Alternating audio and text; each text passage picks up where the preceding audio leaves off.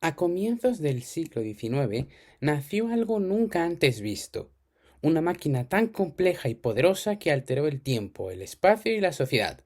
El ferrocarril fue, y sigue siendo, una obra maestra de ingeniería, un sistema creado por la mente humana para dominar la distancia, multiplicar la fuerza y cambiar el mundo.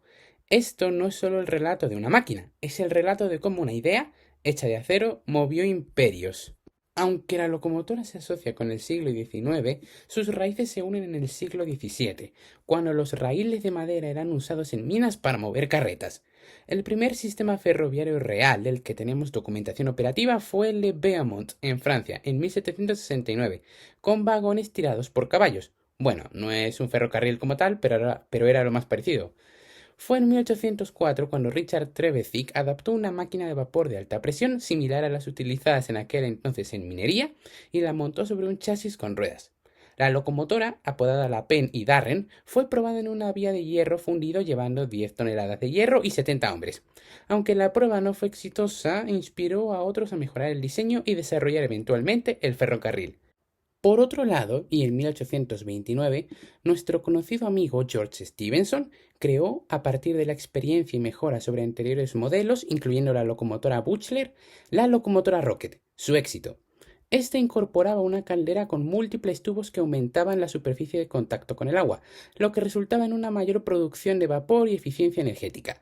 También tenía una cámara de combustión separada, lo cual mejoraba la eficiencia de la combustión misma, permitiendo una mayor producción de calor. Los cilindros, por su parte, al estar situados en ángulo, permitieron una mejor transmisión de la fuerza a las ruedas. Y, por último, los vástagos de conexión más cortos optimizaban la transmisión de la fuerza desde los cilindros a las ruedas. La Rocket se caracterizaba por una chimenea alta, una caldera cilíndrica y un fogón separado, con un par de ruedas delanteras motrices y un eje trasero sin tracción.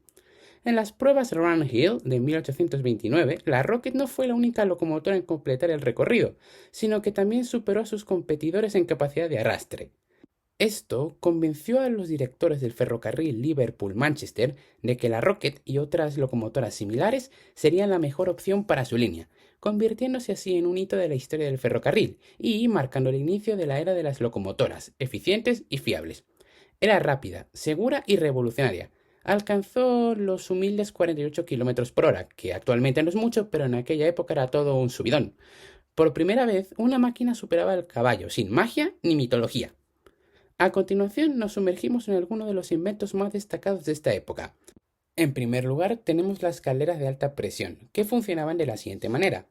Un fuego, generalmente alimentado con carbón, calentaba el agua contenida en la caldera. Esta se convertía en vapor a alta presión dentro de la caldera, de allí el nombre.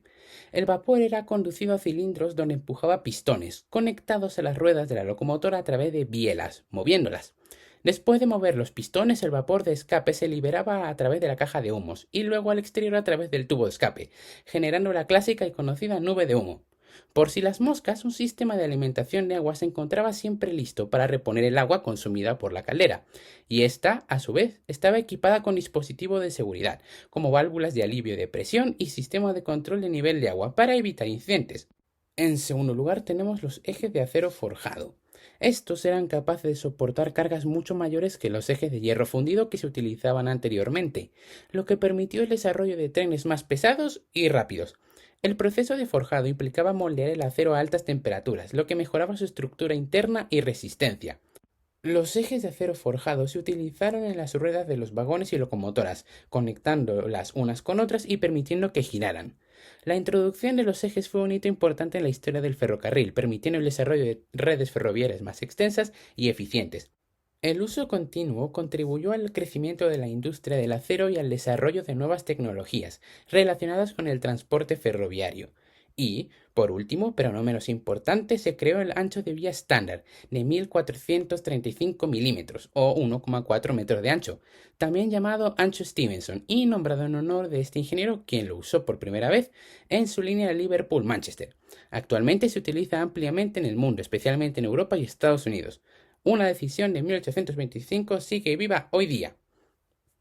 Aparte de los progresos de ingeniería, construir una red ferroviaria requería mucho más que trenes, por lo que se empezaron a construir puentes como el viaducto de Ribble Head de piedra caliza en Inglaterra entre 1870 y el 75, túneles como el de Box Hill de 3 kilómetros de largo en 1841 y diversas estaciones de tren como St. Pancras, que seguramente sonará por una saga de películas muy famosa de la cual no puedo poner música porque me salta el copyright, Gare de Lyon y sí, la estación de Atocha en Madrid. El impacto social también fue muy grande. Antes del tren, un viaje de 300 kilómetros podía durar días. Con el tren se reducía a unas horas. Por primera vez, el tiempo dejó de estar ligado al sol o al cansancio del animal, el caballo. De hecho, antes del tren, Inglaterra tuvo más de 200 usos horarios locales distintos, hasta que la locomotora impuso uno único, el Greenwich Mean Time, naciendo así la hora estándar. Por otro lado, Thomas Cook organizó el primer tour ferroviario en 1841, naciendo el turismo moderno.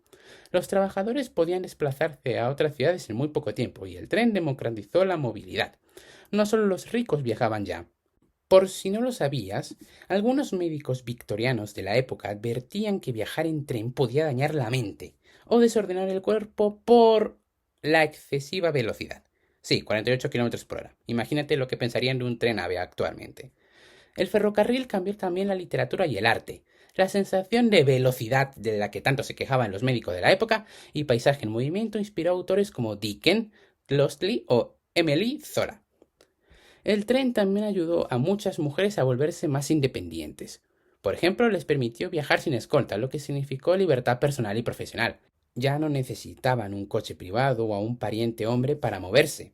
También, aunque pocos lo cuentan, durante las guerras, miles de mujeres sustituyeron a los hombres en fábricas de vagones y talleres de mantenimiento. La alemana Clara Jaske, por ejemplo, fue una de las primeras trabajadoras ferroviarias en Prusia. Luchó por los derechos laborales femeninos desde 1870. La británica Verena Holmes fue ingeniera e inventora en la Institution of Locomotive Engineers en los años 20. Diseñó las válvulas ferroviarias y la guillotina de papel, la usada en oficinas, no la otra guillotina. La también británica Henrietta Bussell fue la primera ingeniera ferroviaria de este país. He aquí un dato curioso. En la Primera Guerra Mundial, Reino Unido tuvo más de 9.000 mujeres en empleos ferroviarios, desde billetes hasta mantenimiento de vías. Algo más alegre que eso era que en tiempo de paz muchas jóvenes viajaban en tren por primera vez para ir a estudiar o a trabajar a la ciudad. Algunas escribieron en sus diarios personales que sintieron que su vida empezaba en la estación. ¡Qué mono! Sin embargo, algo tan innovador también fue símbolo de dominio. Los imperios británico en la India, francés en Argelia y belga en el Congo usaron el ferrocarril como símbolo de control colonial. En la India, por ejemplo, el tren conectaba puertos con centros de extracción de recursos. Aunque de esto hayan pasado siglos, los trenes actualmente vuelven a ser los protagonistas, mientras la crisis climática y la necesidad de transporte sostenible se vuelve cada vez más imperativo. La ingeniería ferroviaria moderna bebe directamente de aquellas locomotoras pioneras y los científicos están, constantemente, buscando nuevas respuestas a multitud de problemas. Antes de acabar, os contaré algo. ¿Qué tienen en común un emperador medieval del siglo IX y el auge del ferrocarril en el siglo XIX? A primera vista, nada, literal. Pero si observamos con atención, veremos que ambos protagonizaron momentos clave en la historia de Europa en torno a un mismo ideal: unificar territorios, conectar pueblos y construir civilización sobre el movimiento. Carlomagno, emperador del Imperio Carolingio, fue uno de los grandes unificadores de Europa occidental tras la caída del Imperio Romano. Bajo su gobierno, territorios que hoy forman parte de Francia, Alemania, Italia, Bélgica y Países Bajos fueron integrados bajo una sola autoridad política, religiosa y administrativa. Su proyecto no fue solo militar, sino también organizativo. Construyó una red de caminos imperiales y promovió la movilidad de funcionarios, clérigos y comerciantes. 1000 años después, el ferrocarril hizo lo mismo, pero a gran escala. Donde antes se tardaban semanas a caballo, ahora se recorrían en horas. El tren conectó regiones lejanas, acercó mercados, movilizó millones de trabajadores y extendió el poder de los estados modernos de una forma imposible hasta entonces.